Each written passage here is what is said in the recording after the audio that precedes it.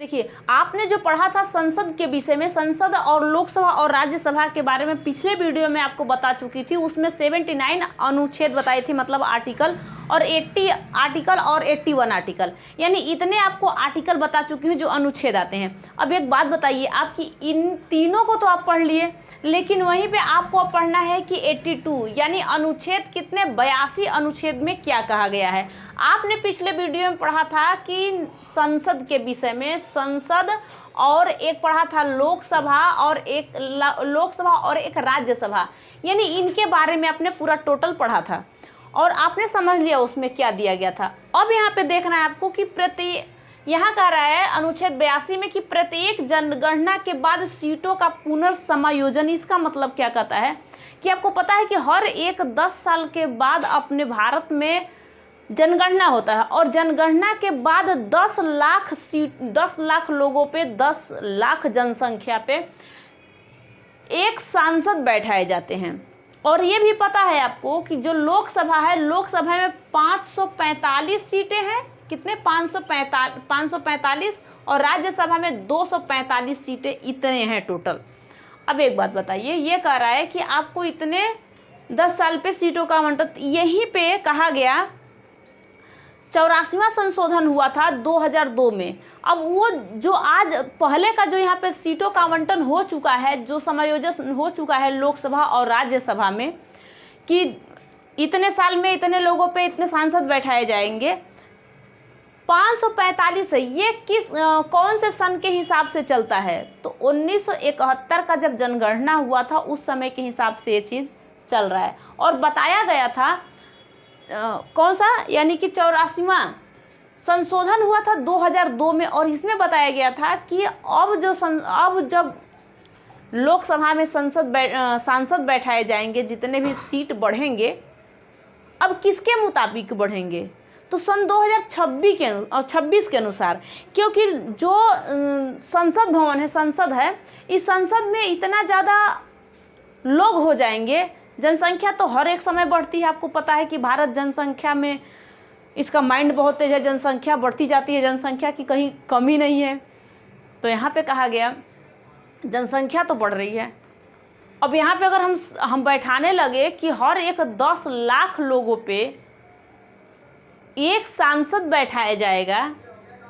आपको पता है यूपी में जो 22 करोड़ जनसंख्या है, अब इसमें मतलब हर एक राज्य में आपको पता है पूरे 140 करोड़ की मतलब जनसंख्या। तो इसमें कहा गया है कि अब 10 लाख पे जनसंख्या, हर एक 10 साल पे जनसंख्या का गिनती होता, मतलब वो गिनती होता है कितने लोग बढ़े। तो ये चीज़ आपको पता है।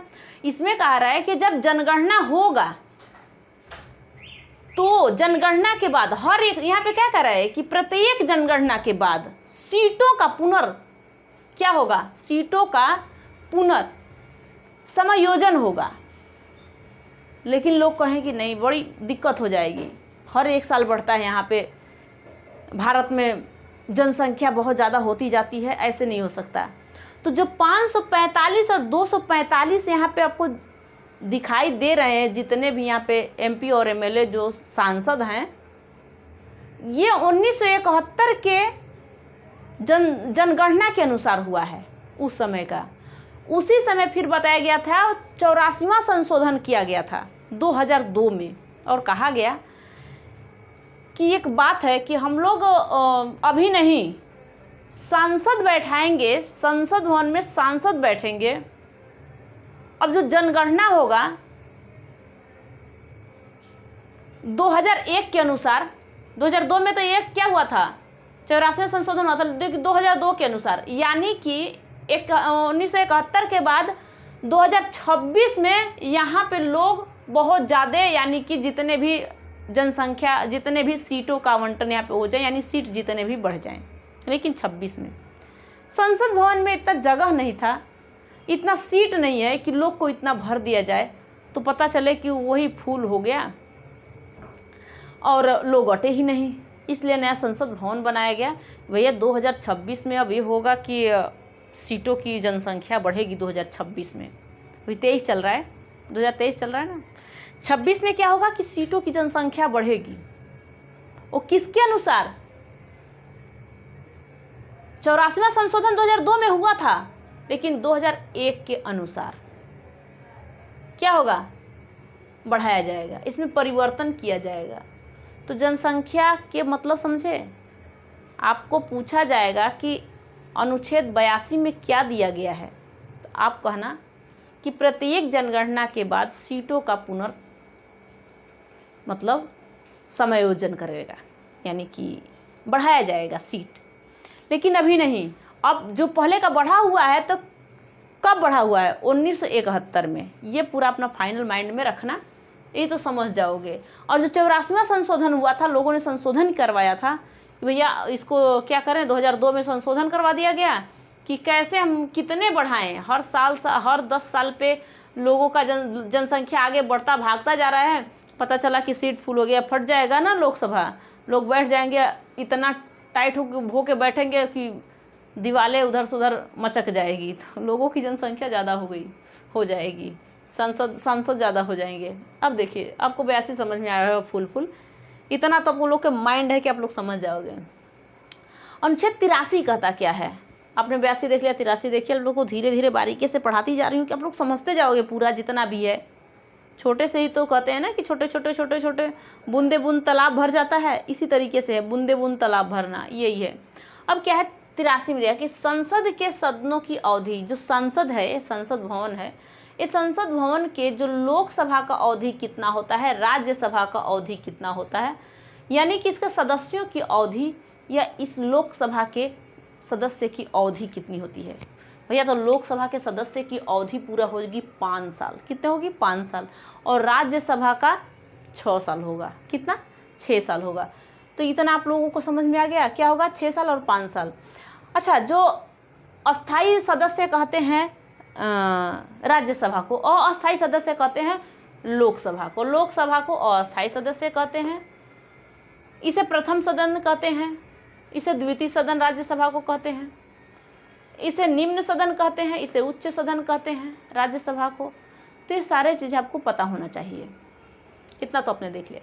अब देखो अनुच्छेद 84 क्या कहता है। ये कहता है कि संसद की जो सदस्यता के लिए योग्यता इनकी कितनी होगी। अब संसद में आप, ये संसद भवन है, इस संसद भवन में आपको जाने के लिए आपके पास योग्यता क्या क्या होनी चाहिए।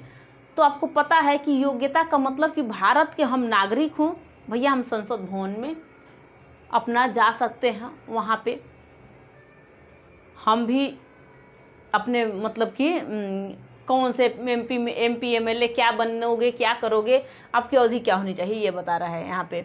तो ये कह रहा है कि आपके पास अवधि होनी चाहिए, मतलब आपके पास मतलब भारत का आप नागरिक हो, पहला काम। दूसरा काम है कि लोकसभा में जाने के लिए, इस लोकसभा में जाने के लिए आपको लगभग 25 साल का उम्र होना चाहिए, तब तो आप लोकसभा में जा सकते हो। राज्यसभा में जाने के लिए आपका उम्र 30 साल होनी चाहिए। इसीलिए तो इस लोकसभा को, इस राज्यसभा को बूढ़ों का सदन कहा जाता है, और लोकसभा को युवाओं का सदन कहा जाता है। 25 साल का लड़का तो युवा हुआ और वो लड़ सकता है, वो जा सकता है। अब आप लाभ के पद पर न होना चाहिए। आप यानी लाभ का पद हो कि सरकारी नौकरी, सरकारी जॉब आपके पास न हो, तब तो आप जा सकते हो। संसद का आप मतलब सदस्य बन सकते हो संसद का, आपके पास इतनी योग्यता होनी चाहिए। दूसरा काम, आपके ऊपर इतना ज़्यादा कर्ज न हो कि आप जाते हुए सारे अपने कर्ज को चुकाने, अपने कर्ज को भरने लगे, और किसके लिए क्या करना है पता चले कि आपको इस राज्य में ये काम करना है, यहाँ पे नाली नाला सब कुछ बनवाना है, रोड बनवाना है, तो करिए अरे चल आप मिल गया पैसा मुझे इतना, और अब इसमें से थोड़ा सा तू अपना काम कर ले और सारे पैसा अपना कर्ज भर देता हूँ। तो ये कर्ज ना हो आपके ऊपर, ठीक है। तो ऐसे इस तरीके से आप मान लो, और 273 कम से कम आपको सीट लोकसभा में मिलती है। भैया इसमें का आधा करोगे तो 273 होगा 545 का, तो इसमें से आधा मिल गया, तो भैया आप लोकसभा के में सदस्य बन सकते हो। तो इतना समझ में आया आपको। 84 भी समझ में आ गया होगा लगभग। अब आता है 85 कहता है क्या कि संसद के सत्र, सत्रावसान और विघटन। अब इसका मतलब क्या होता है? सत्र, सत्रावसान या विघटन ये होता है कि ये राष्ट्रपति द्वारा लोगों को बुलाया गया, उसको सत्र क्या कहते हैं, सत्रावसान क्या कहते हैं और विघटन क्या कहते हैं। अब राष्ट्रपति क्या करते हैं कि लोगों को बुलाते हैं, और आपको पता है कि संसद में राष्ट्रपति बुलाते हैं किसको? जितने भी मंत्री हैं उन लोगों को, बैठक कराते हैं। सत्र मीन्स होता है बैठक। सत्र मीन्स क्या होता है? बैठक। यह पूछने पे आता ही नहीं किसी को, तो समझना एक बार ध्यान से कि सत्र मीन्स होता है बैठक। क्या होता है? बैठक होता है। सत्र मीन्स बैठक। ज़्यादा काम करने से ज़्यादा एनर्जी नहीं और लॉस होने लगता है, ठीक है।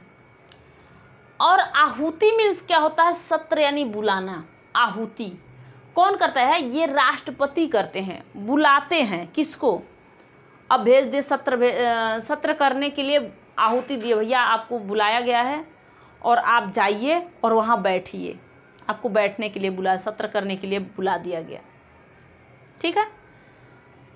तो आपको बुला दिया गया। अब उसके बाद स्थगित करना, यानी कुछ देर से आपको मतलब कि राष्ट्रपति को आने में टाइम लगेगा। भैया वो रायसीना के पहाड़ी पर बैठे हुए हैं, उनको बुलाने में टाइम लगेगा। जब तक आप लोग क्या करोगे कि आप बैठिए। तो आपको रोक के रखने के लिए अब कौन रखेगा? अब देखना ध्यान से, ये भी आपको समझा देती हूँ कि आपको कौन रोक के रखेगा। मान लीजिए स्थगित, रोकना। अब आपको रोक दिया गया कि देखो भैया आप कुछ देर के लिए, कुछ समय के लिए रुक जाओ, ठहर जाओ। अब आप उथल पुथल कर रहे हो, लोकसभा वाले भी, राज्यसभा वाले। तो 545 अगर मेंबर हैं, कितने? 545 लोकसभा के, जो लोकसभा के, तो यहाँ पे लोकसभा का जो अधिकारी होता है, उस अधिकारी यानी अध्यक्ष होते हैं। क्या होते हैं? अध्यक्ष। अब ये अध्यक्ष आपको इन 545 लोगों को देखते हैं, कहते हैं कि देखो आप लोग आए हो, ज़्यादा शोर शराबा न मचाओ, बैठो। जब आपको बुलाया जाएगा, जब आप यहाँ से उठ के चले जाना, आप बहुत ज़्यादा बड़ा बड़ा न करो, ठीक है। और राज्यसभा के जो हैं, जो राज्यसभा के होते हैं सभापति, मतलब यहाँ राज्यसभा के में मेंबर जो सदस्य होते हैं, राज्यसभा में सदस्य पूरा होते हैं 245। अब इन 245 लोगों को कौन रोक के रखता है? तो राज्य का सभापति कहते हैं भैया आप भी रुक जाओ, आप भी 245 आप भी रुक जाओ, और 545 आप भी रुक जाओ। कहाँ जा रहे हो? अभी वहाँ पे आपको रोकने के लिए कहा गया है कि आप रुक जाइए, राष्ट्रपति को आने में टाइम लगेगा, वो रायसीना के पहाड़ी पर बैठे हुए हैं। तो आप कैसे क्या करोगे? रुक जाओ कुछ देर तक। अब ये संसद भवन है, अब संसद है, ये संसद में से आप जाके कहीं भाई जाओ, कुछ अपना थोड़ा बहुत काम करना है तो कर लो, नहीं तो चुपचाप आपस में मिलजुल के बैठ जाओ। तो ये रोक के रखते हैं कौन? लोकसभा के अध्यक्ष। इस समय है ओम बिरला, ये भैया ये भी रोक के रखते हैं। और राज्यसभा के सभापति, अब राज्यसभा के जो सभापति होते हैं, ये भारत के उपराष्ट्रपति होते हैं, जो राज्यसभा के सभापति होते हैं। ये भी रोक के रखते हैं 245 लोगों को। लेकिन जो लोकसभा के सभापति हैं, अध्यक्ष हैं, लोकसभा के अध्यक्ष, इनको, ये तो भैया लोकसभा के ही मेंबर हैं, सदस्य हैं, वहीं से चुने जाते हैं। लेकिन जो राज्यसभा के सभापति हैं, इनको वहाँ से चुना नहीं गया है, इनको तो यहाँ पे बैठा दिया गया है, कितने लोगों को आप संभालोगे। तो इतने आपको समझ में आया होगा। अब होता है क्या? विघटन। अब विघटन का मतलब क्या होता है कि लोकसभा को, ठीक है, लोकसभा को, जो लोकसभा है, लोकसभा के सदस्यों को, मान लो बैठ गए सभी लोगों ने, चुनाव का भी समय आ गया, चाहे कुछ भी हो गया, वहाँ पे लोगों ने बैठ गया और कहा गया कि लोकसभा को स्थगित किया जा सकता है। किस मायने में स्थगित किया जा सकता है, विघटन किया जा सकता है? मान लीजिए कह रहा है कि लोकसभा को बहुमत खो देने पर, मतलब कि यहाँ से 545 सीट पूरे टोटल हैं। अब इनमें से अगर आपको 273 इसका आधा करिए, 273 अगर आपको बहुमत नहीं मिलता है भैया, आपको वहाँ रह के क्या करोगे? तो राष्ट्रपति आपको कहेंगे कि अब जाओ। यानी कि राष्ट्रपति द्वारा विघटन या भंग किया जा सकता है। राष्ट्रपति के द्वारा विघटन या भंग किया जा सकता है सिर्फ लोकसभा में। लोकसभा में ही राष्ट्रपति द्वारा विघटन किया जा सकता है, यानी भंग किया जा सकता है। अगर आप अच्छे से अगर आप विश्वसनीय पारित कर दिया गया तो आप वहाँ से निकल सकते हो, ठीक है। अब आता है कि जो बैठक हो रहा है, ध्यान से समझना। यहाँ पे क्या कहा गया है कि बैठक के बारे में, संसद के सत्र, सत्रावसान और विघटन आपने देख लिया। अब यहाँ पे कह रहा है कि सत्र यानी बैठक बुलाया गया, राष्ट्रपति भेजे कि भैया आपको सत्र कर रहे हैं, आप लोग आइए, यहाँ पे बैठना है और बैठने के बाद वहाँ पे बात होगा। अब क्या बात होगा भैया? जब बात होगा तो कहा गया कि संसद के सत्र, जो संसद में लोग बैठे हुए हैं तो उसको कहते हैं सत्र। संसद में लोग बैठे, अब इनको कितने बार बैठाया जाता है, संसद में कितने बार बुलाया जाता है? तो इनको 3 बार टोटल बुलाया जाता है। 3 बार में कब किस बात के लिए? एक तो बजट सत्र होता है जो फरवरी से लेकर मई महीने तक होता है, ये बहुत लंबा समय लिया, सबसे बड़ा सत्र वो होता है, बड़ा सत्र इसे कहते हैं। उसके बाद में दूसरा आता है, दूसरे को कहते हैं मानसून सत्र।